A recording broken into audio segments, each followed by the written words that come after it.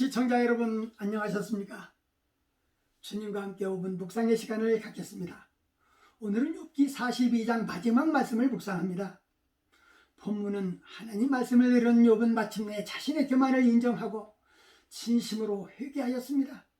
욥은 하나님 목전에서 회개하며 주께서 무소불능하시고 무슨 경영이든지 못 이루실 것이 없는 줄 안다고 고백하면서 자신이 한 이야기에 대하여 무지한 말로 이치를 가렸다고 고백합니다. 스스로 깨달을 수 없는 일을 말하였고 스스로 알 수 없고 헤아리기도 어려운 일을 말하였음을 진솔하게 고백하면서 내가 주께 대하여 귀로 듣기만 했는데 이제는 눈으로 비웃고 그러므로 티끌과 재 가운데서 회개한다라는 고백입니다. 여호와께서 욥에게 말씀한 후에 대만 사람 엘리바스에게 내가 너와 내 두 친구에게도 하나니 너희가 나를 가리켜 말한 것이 내 종 욥의 말같이 정당하지 못했다고 했고 하나님은 욥의 세 친구들의 잘못을 지적하사 그들로 번제를 드려 용서받으라고 명하셨습니다. 그런즉 스승아지 7과 수양 7을 취하여 내 종 욥에게 가서 번제를 드리라. 욥이 너희를 위하여 기도할 것인즉 내가 기쁘게 받을 것이라. 너희의 우매한 대로 너희에게 갚지 아니하리라. 이는 너희가 말한 것이 욥이 말과 같이 정당하지 못함이라. 이에 엘리바스와 빌닷과 소발이 하나님의 명하신 대로 행하니 여호와께서 욥을 기쁘게 받으셨습니다. 욥이 그 벗들을 위하여 빌매 여호와께서 욥의 곤경을 돌이키시고 욥에게 그전 소유보다 갑절이나 주셨습니다. 오늘 말씀을 묵상하면서 고난의 끝에서 맞는 복에 대하여 상고합니다.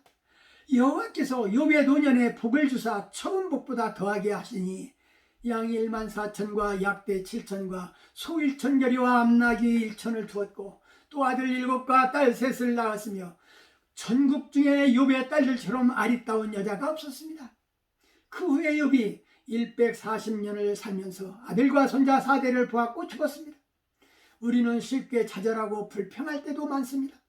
주님께 감사하고 이웃을 더욱 사랑하는 것이 진정 그리스도인들의 태도입니다.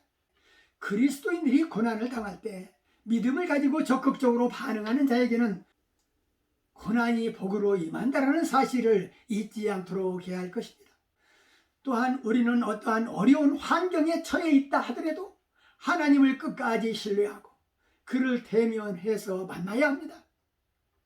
욥을 격려시키고 구원하신 그 하나님께서 하나님을 끝까지 신뢰하고 그를 대면해서 만나야 합니다.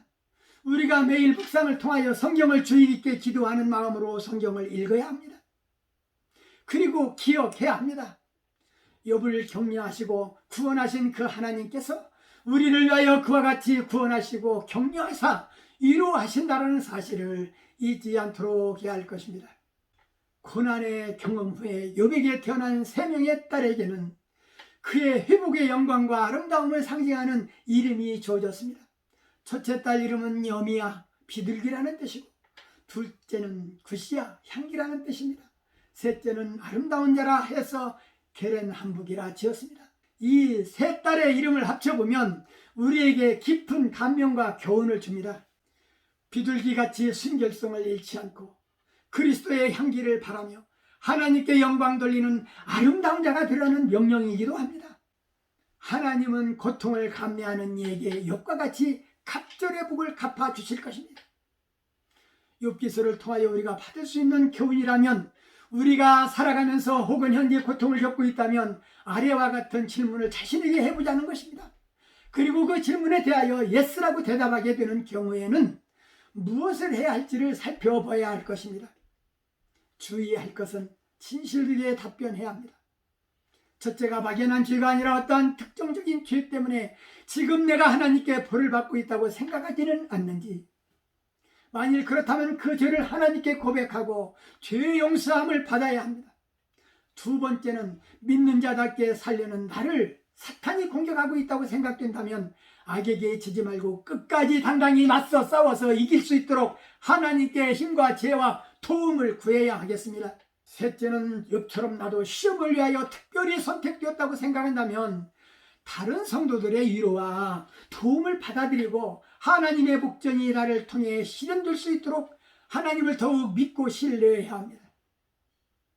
오늘 말씀을 묵상하면서 하나님은 전능하신 분이시고 우주 만물을 창조하신 주인이시고 하나님의 영역을 인간의 초라한 철학과 지식과 지혜로 논쟁할 수 없다라는 것이고 악어 한 마리에 대해서도 알지 못하는 우매한 인간임을 하나님은 지적하셨다라는 사실을 잊지 않고 겸손한 마음으로 하나님을 사랑할 때 욥이 향수했던 복을 주시겠다라는 약속을 이어받을 수 있을 것입니다. 본문에서 욥은 하나님은 무소불능하신 분임을 고백했습니다.